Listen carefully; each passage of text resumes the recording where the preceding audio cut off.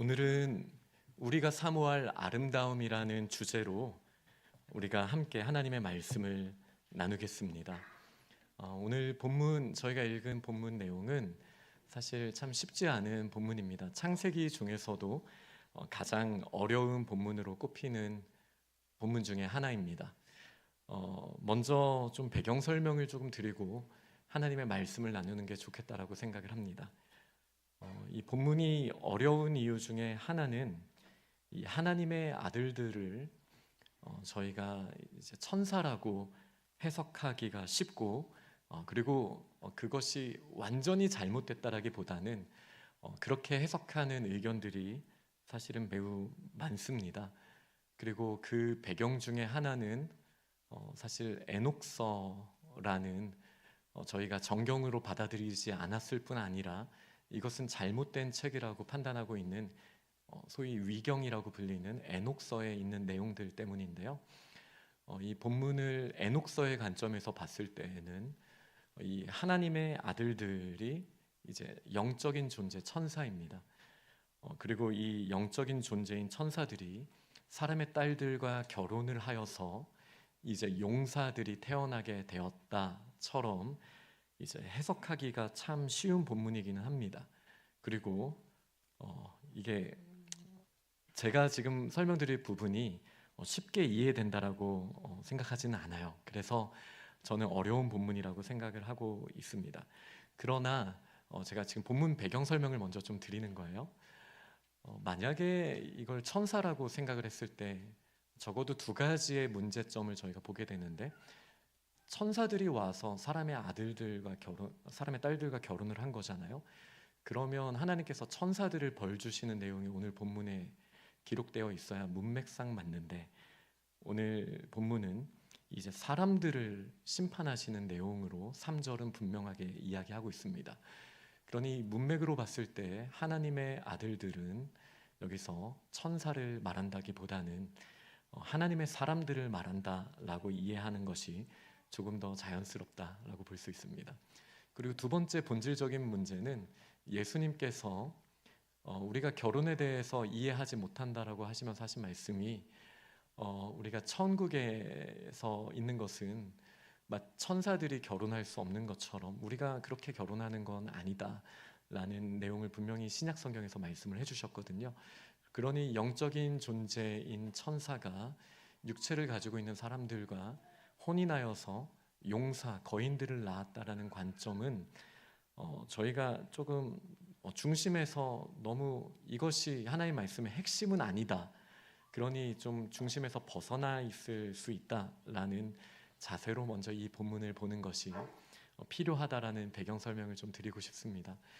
모세가 이 창세기 말씀을 구두로 혹은 이제 기록해서 남겼을 때 염려했던 부분들도 그 부분이었던 것 같습니다.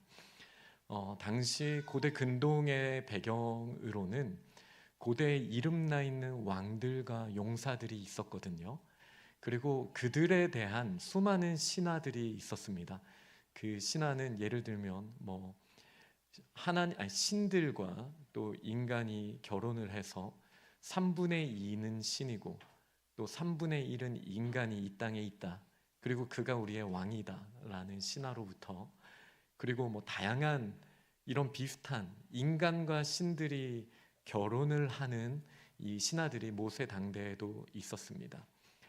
그래서 제가 오늘 말씀을 시작하기 전에 1부 때는 마지막에 나눴지만 그 4절 말씀을 좀 다시 한번 제가 사역이라고 하거든요. 원어 말씀을 다시 번역한 말씀을 제가 한번 읽어드리고 싶어요. 하나님의 아들들이 사람의 딸들에게 와서 자식을 낳기 전에도 그 이후에도 네피림은 있었습니다. 그들은 고대 명성이 있는 사람들이었습니다. 제가 방금 읽어드렸던 이 번역은 저희 히브리어 원어 본문을 가지고 있는 마소라 텍스트에 있는 이 절 구분에 따른 번역입니다. 저는 이게 굉장히 합당하다라고 생각을 합니다. 이걸 원어로 잘 읽어보고 이게 어떻게 끊어져 있는지를 저희가 살펴보면은 모세의 마음이 좀 느껴지는 것 같습니다. 사람들이 계속 질문하는 거예요.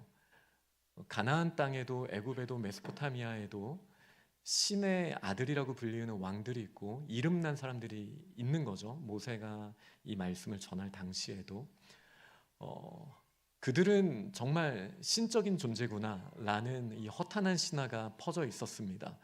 그런데 이제 모세가 정확하게 사절에 저는 이렇게 했다라고 확신 있게 말씀을 드릴 수 있습니다.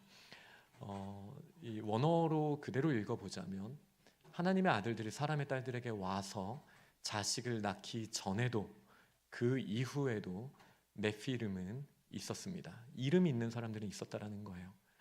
그리고 그들은 고대의 명성이 있는 사람들이었습니다. 그리고 이 네피림들은 실제로 모세 바로 직후에 여호수아가 가나안 땅에 들어갔을 때도 아낙 자손이 이 네피림의 후예라고 이야기를 하죠.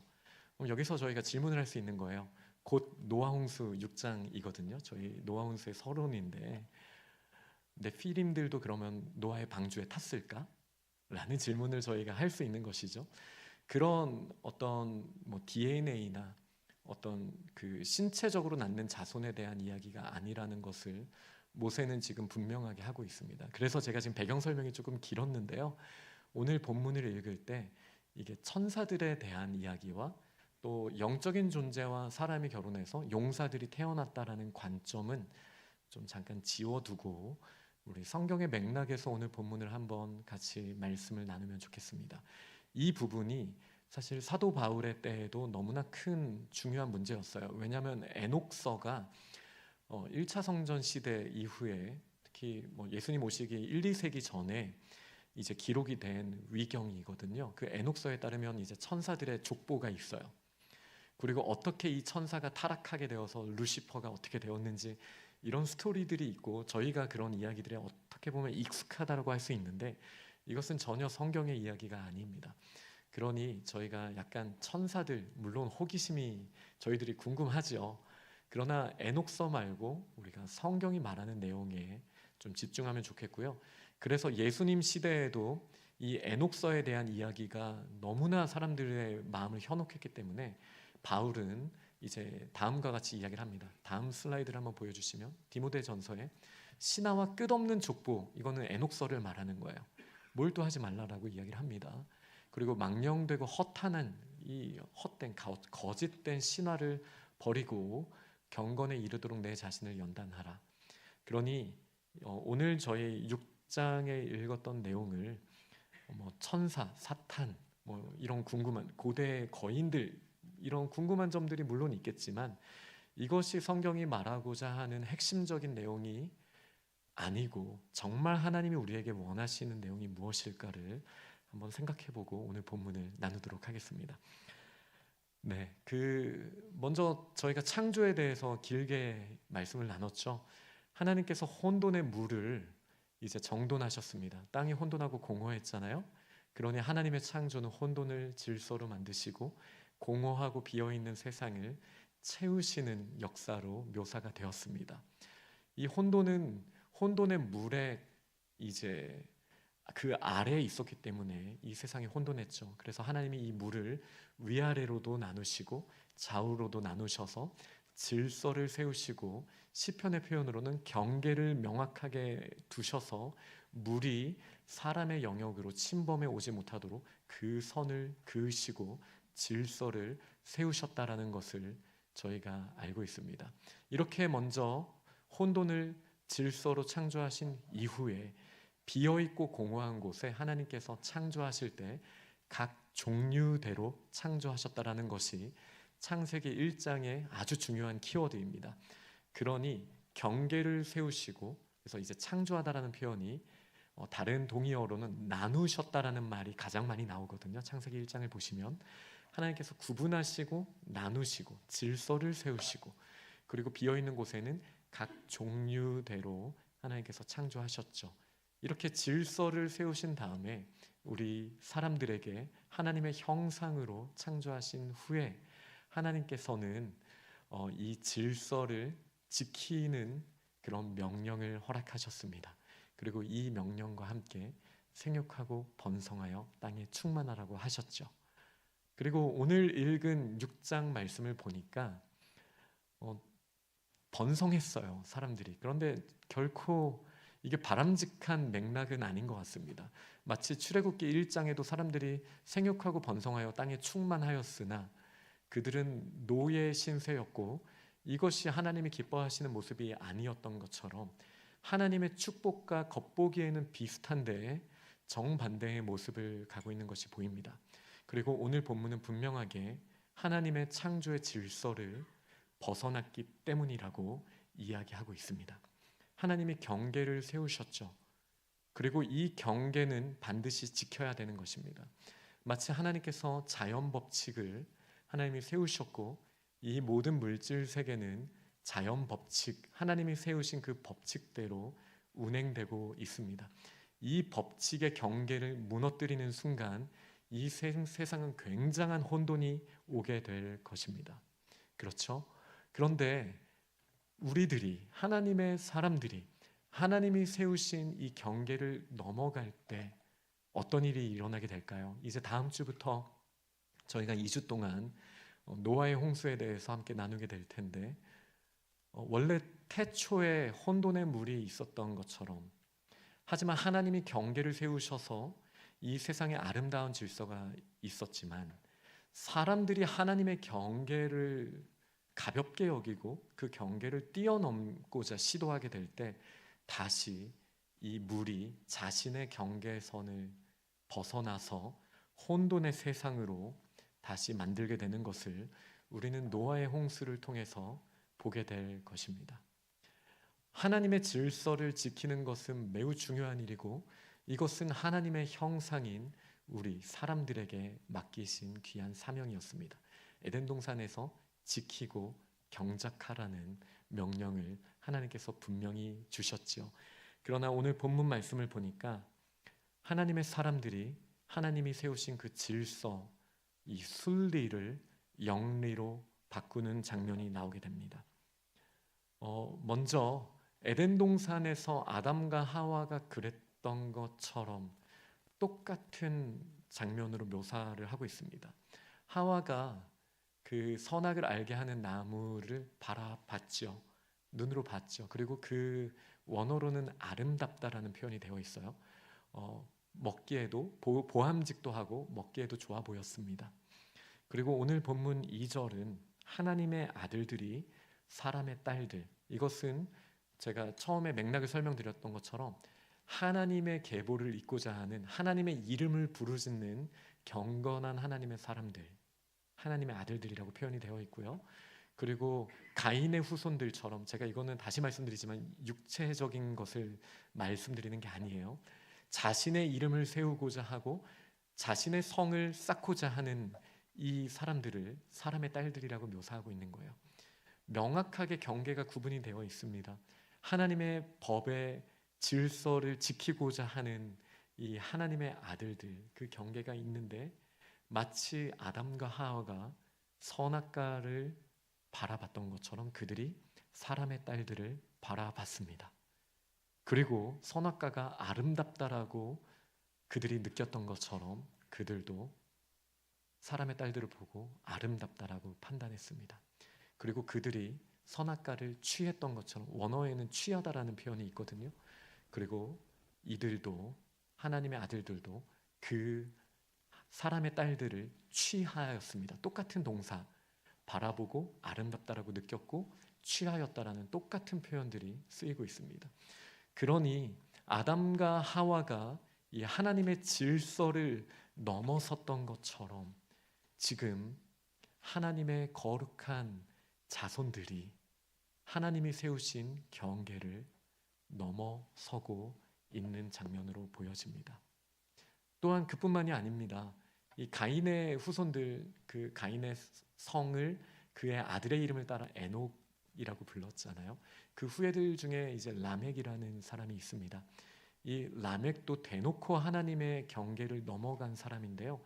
하나님께서 남자와 여자가 둘이 만나서 한 몸을 이룰 것이라고 분명하게 아담과 하와를 창조하시면서 이 질서를 세워주셨는데 이 라멕은 자신이 기준이 되어서 두 아내를 자신의 아내로 삼는 이 첫 번째 그 일부 다처제의 첫 사람으로 이 라멕, 가인의 후손의 모습이 비춰집니다.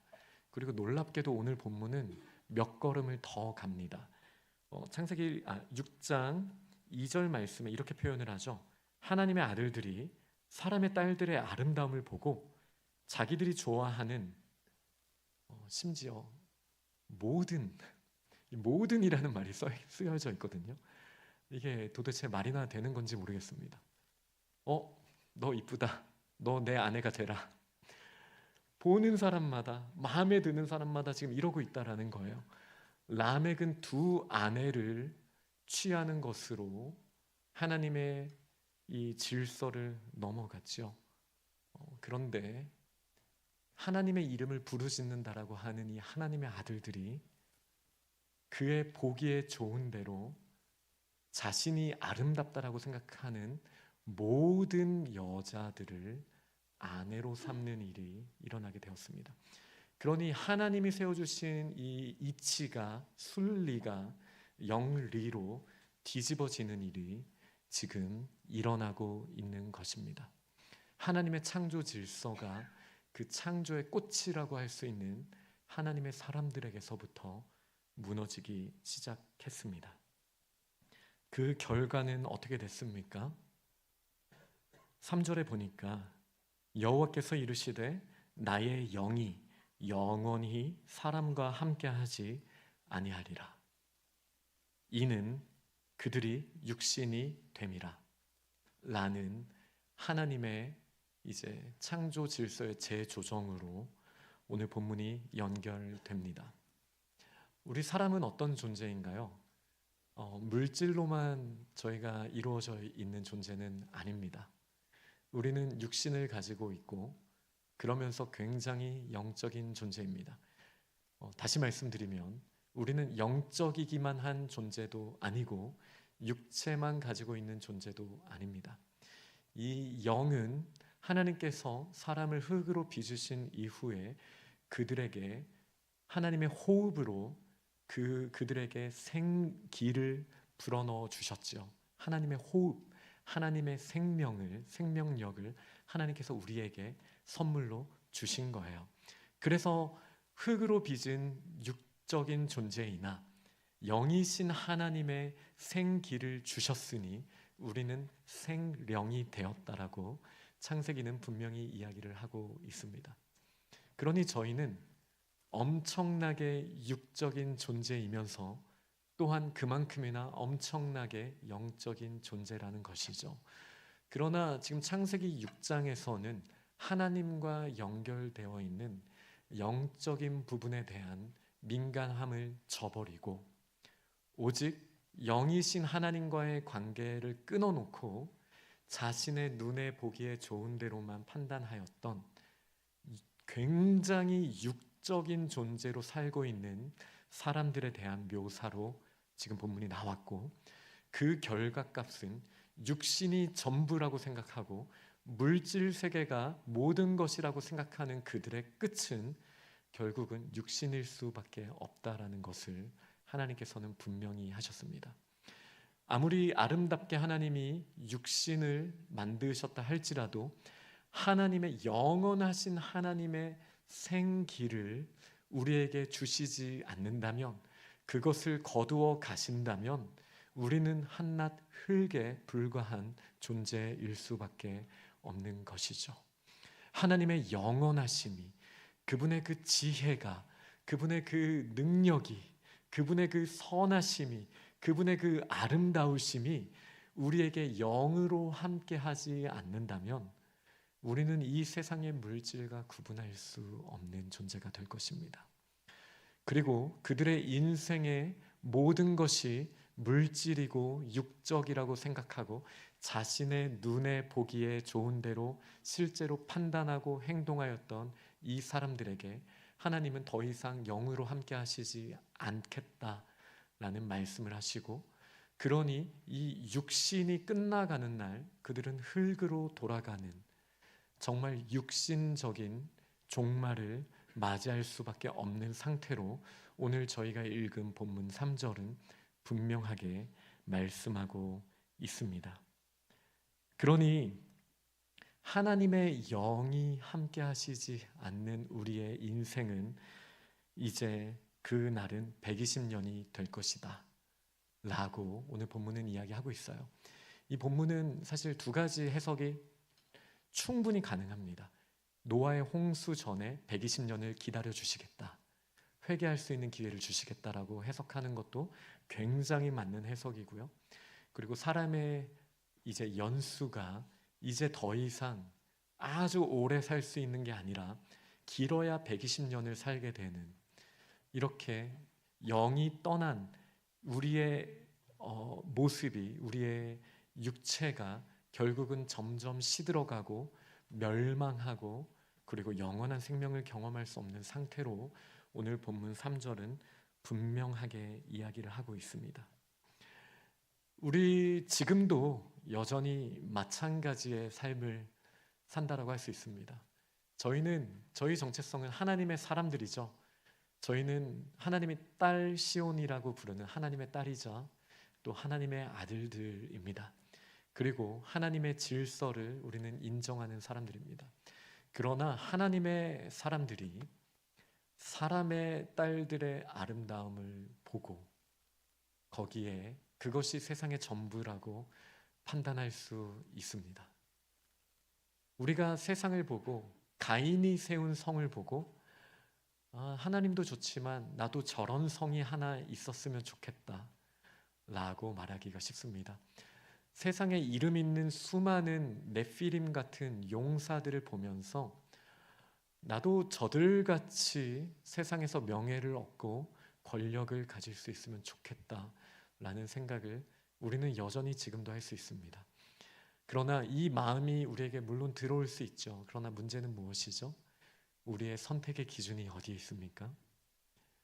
가장 높은 곳에 계신 모든 절대적인 가치의 기준이 되시는 우리 창조주 하나님, 지혜로우시며 전능하시고 전선하신 우리 하나님께 우리 인생의 키를 지금 저희는 맡기고 있습니까?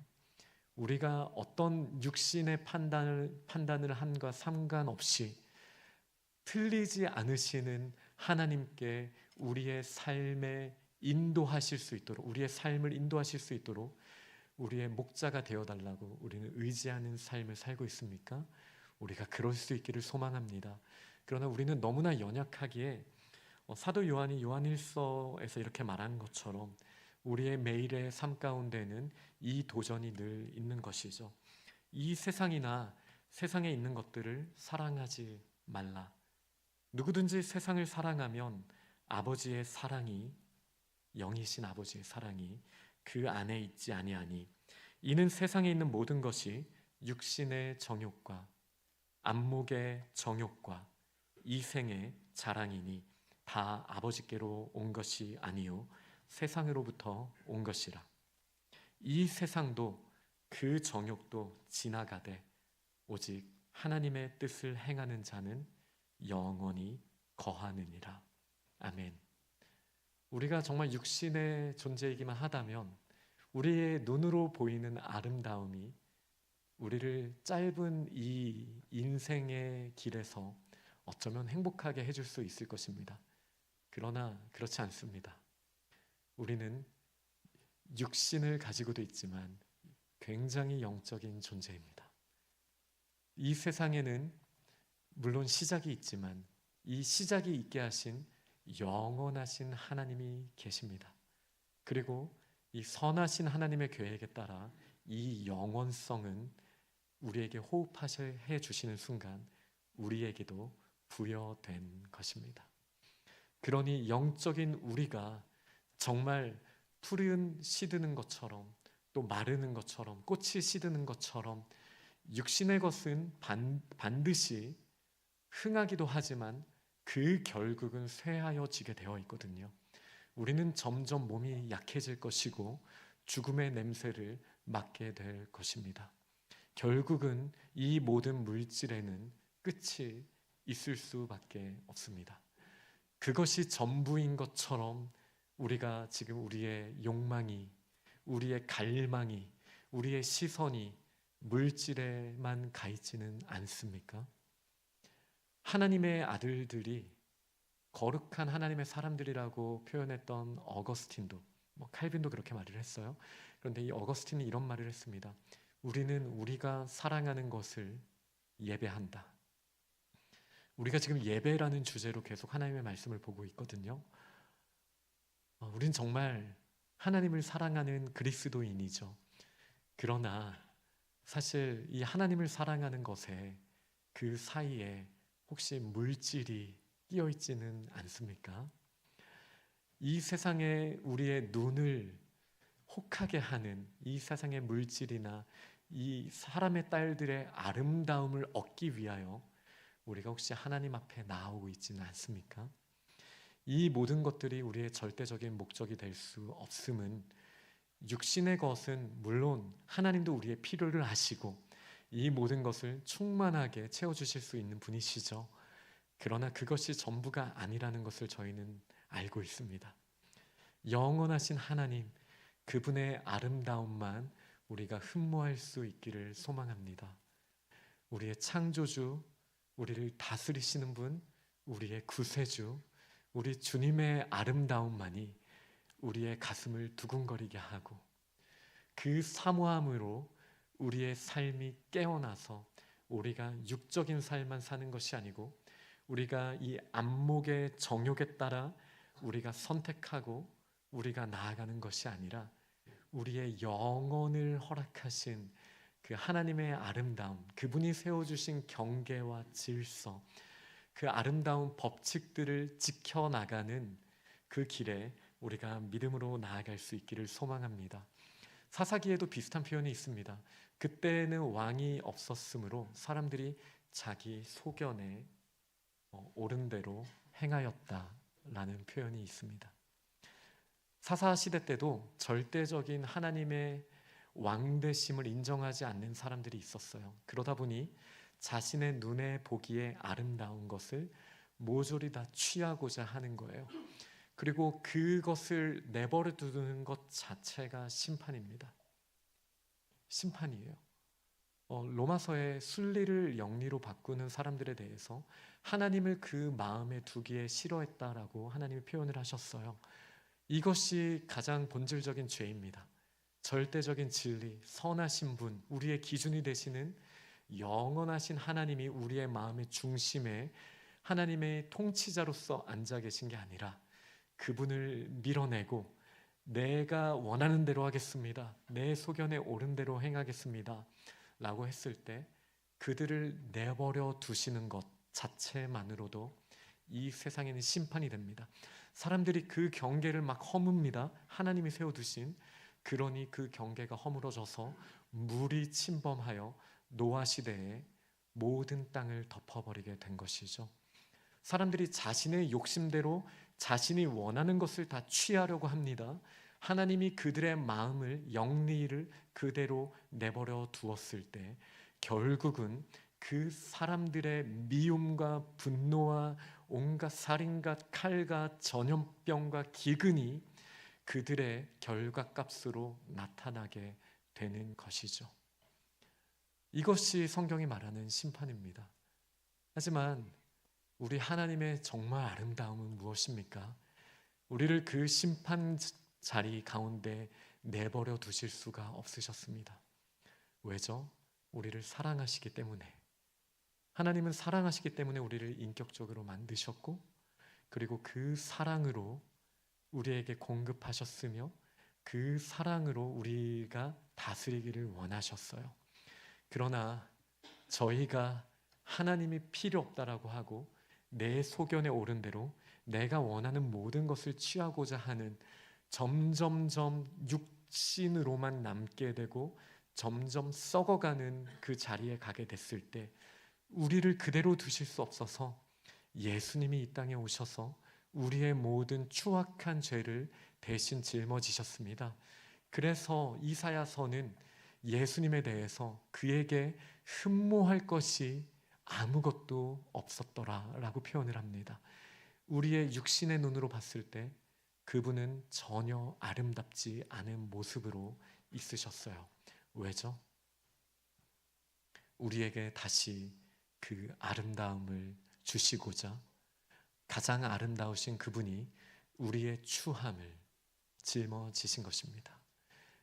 육신으로 멸망할 수밖에 없었던 저희에게 영원한 생명을 주시고자 영원하신 분이 죽음을 대신 짊어지시고 그분에게 어울리는 영원한 생명을 우리에게 부어주셨습니다. 미움과 분노로 가득 차 있는 저희들에게 다시 사랑을 회복하시고자 버림받는 사랑이 없는 상태로 나의 하나님 어찌하여 나를 버리시나이까 라고 고백하실 정도로 철저하게 버림받으심을 경험하시고 우리에게는 받아들여짐, 다시 사랑의 자리에 나아갈 수 있는 그 길을 우리 예수 그리스도께서 허락하신 줄 믿습니다.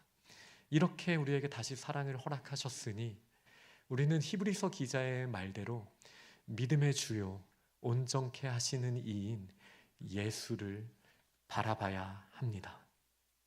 우리가 왜 자꾸 세상의 것을 사랑해야 된다라고 우리는 현혹되고 있습니까?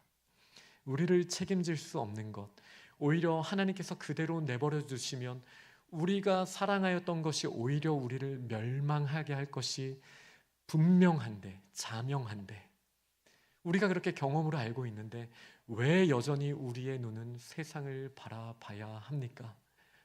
이제 십자가로 우리의 눈을 돌이킵시다. 예수를 바라봅시다. 우리를 사랑하셔서 아낌없이 그분의 피를 흘리시고 그 생명을 주신 이인 예수님을 바라볼 수 있기를 원합니다. 예수님께서 부활하신 후에 어떻게 하셨죠? 제자들에게요, 이렇게 숨을 내쉬셨어요.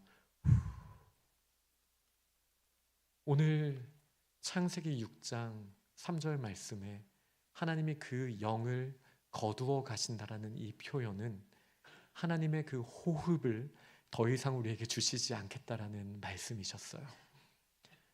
그러나 창조주이신 우리 예수님께서 다시 노아의 홍수 직전에 하나님이 거두어 가신 이 생명의 호흡 다시 우리에게 주셨습니다. 그리고 성령을 받으라 말씀하셨죠. 이는 더 이상 저희가 육신의 사람들이 아니라는 선포입니다. 겉보기에는 똑같이 우리는 육신으로만 보이죠. 그러나 우리는 굉장히 육적이면서도 굉장히 영적인 존재입니다.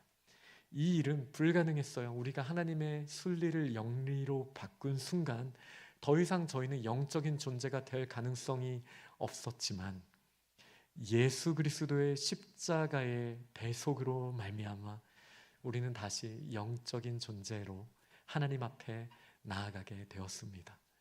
그러니 예수님만 바라봐도 어떻게 그 하나님의 아름다우심을 저희가 흠모하지 않을 수 있겠습니까?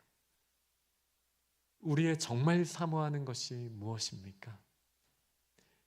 그것이 육신에만 있다면 결국 그것은 끝이 곧 다가올 수밖에 없습니다. 그러나 우리의 사모하는 것은 영원하신 하나님, 그분 당신 그 존재만으로도 우리의 사모함은 맞춰질 수 있습니다. 그리고 우리는 우리가 사모하는 그것을 예배하는 것이죠. 우리를 창조하시고 그분의 아름다움으로 채우신 그것이 육신으로도 나타나지만 굉장히 영적으로 영원한 생명과 사랑과 선하심과 영화로우심, 그 아름다우심을 영으로 채워주셨으니 예수 그리스도로 말미암아 우리가 다시 생명이 된 성령의 사람이 된 저희가 하나님이 세우신 이제 질서들을 바라볼 때 어떠한 태도를 갖춰야겠습니까? 우리는 이 질서를 지키는 사람들인 줄 믿습니다. 오늘 본문은 하나님의 사람들이 이 경계를 넘어서 자신의 소견에 옳은 대로 행동한 것으로 우리의 죄악을 묘사했습니다. 우리의 매일의 삶 가운데에도 이 유혹은 반드시 옵니다. 하지만 우리의 기준이 나 자신의 안목이나 정욕이 아닌 우리를 사랑하신 하나님, 그리고 절대적인 지혜와 우리를 향한 사랑을 가지고 계신 우리의 아버지께서 그 기준이 되심을 우리가 날마다 기억하고, 우리는 그 질서를 수호하는 하나님의 아름다움을 드러내는 믿음의 사람들이 다 되시기를 간절히 소망합니다. 제가 오늘 예배 부름 때 읽은 시편 27편 4절 말씀을 읽고 말씀을 마치고 우리 함께 찬양하도록 하겠습니다. 내가 여호와께 바라는 한 가지 일, 그것을 구하리니 곧 내가 내 평생에 여호와의 집에 살면서 여호와의 아름다움을 바라보며 그의 성전에서 사모하는, 사랑하는 그것이라. 하나님의 사랑으로 가득 채워질 우리 사랑의 공동체를 기대합니다. 우리 함께 찬양하겠습니다.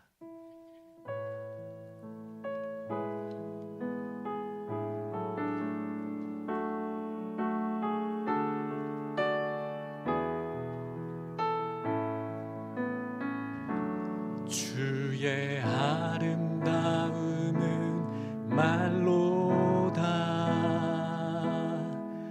형언할 수 없고, 주님의 그 놀라우심은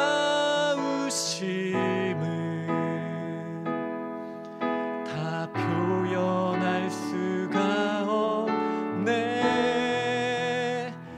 누가 그 지혜를 깨닫고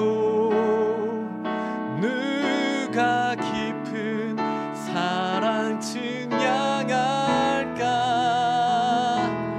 보좌에 앉으신 주의 위엄 아름다우신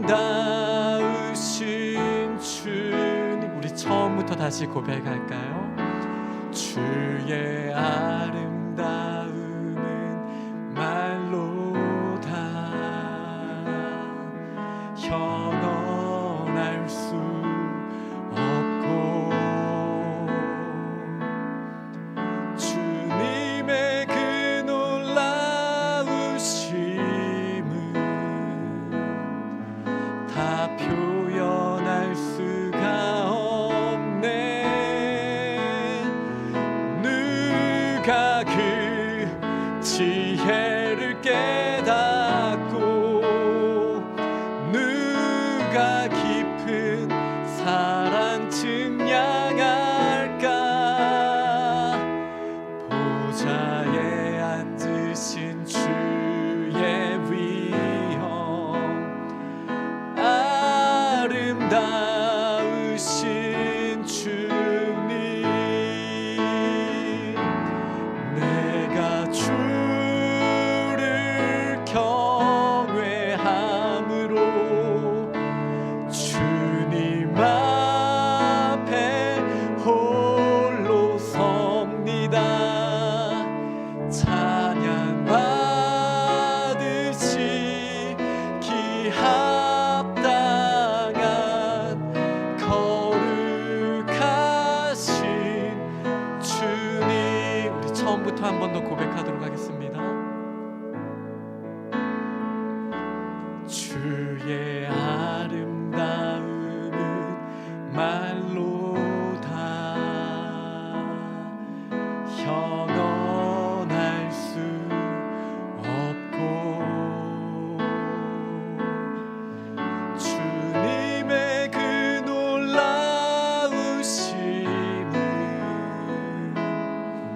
다 표현할 수가 없네.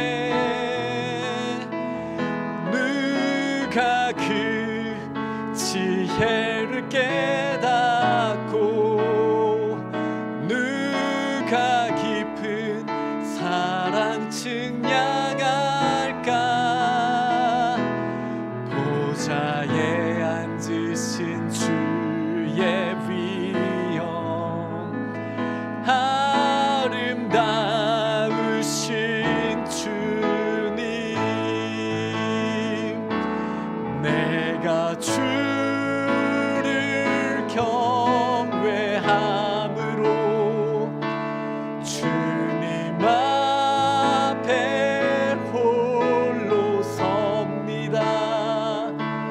찬양 받으시 합당한 거룩하신, 우리 마지막으로 고백합니다. 내가 주를 경외함으로, 내가 주를 경외함으로 주님 앞에 홀로 섭니다. 찬양 받으시 합당한 거룩하신 주님. 이 시간 저희가 잠깐 함께 기도하면 좋겠습니다. 우리가 정말 사랑하는 것이 무엇입니까? 우리가 육체의 정욕과 안목의 정욕으로 또 이생의 자랑으로 우리의 눈에 아름다운 것을 다 취하려고 하는 세상의 목소리에 흔들려서 하나님이 세워주신 성령의 법을 우리가 무너뜨리고 그 경계를 넘어가진 않았습니까? 믿음의 주요 온전케 하시는 우리 주님을 바라봅시다. 아름다우신 주님을 바라봅시다. 우리 그 사랑의 크기를 바라보고 우리에게 호흡하셔서 다시 성령을 허락하셔서 우리에게 생명이 되게 하신 주님을 바라봅시다.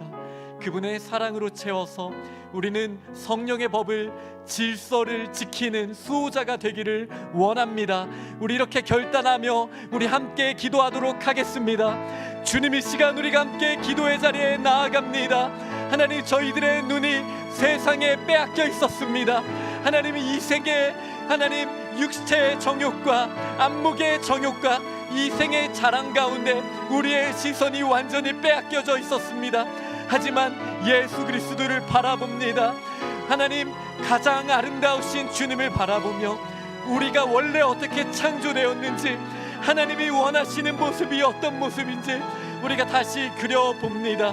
하나님, 주님만이 완전하신 분이시오, 주님만이 홀로 영광받기에 합당하신 유일하게 아름다우신 분이심을 이 시간 저희가 고백합니다. 주님이 세우신 그 질서 안에서 이 땅이 하나님의 영광을 드러내기에 아름답고 우리의 관계가 하나님의 찬란하신 영광을 드러내기에 아름다움을 하나님 믿습니다. 하나님, 우리의 시작을 하나님의 그 아름다움에서부터 시작하고 그 영화로우심으로부터 시작하여서 우리에게 맡기신 이 땅의 모든 여정 가운데 하나님의 아름다움을 드러내고 주님의 사랑으로 사랑하는 하나님 믿음의 자리에 나아갈 수 있도록 주님 역사하여 주옵소서. 하나님, 저희가 그리스도인임에도 불구하고 하나님의 아들들이요 하나님의 딸임에도 불구하고 우리의 시선이 세상의 정욕에 있었습니다. 우리의 눈이 보기에 좋은 대로, 내가 판단하고 내가 끌리는 대로 하나님, 저희들의 선택이, 저희들의 인생의 방향이 기울어져 있었습니다.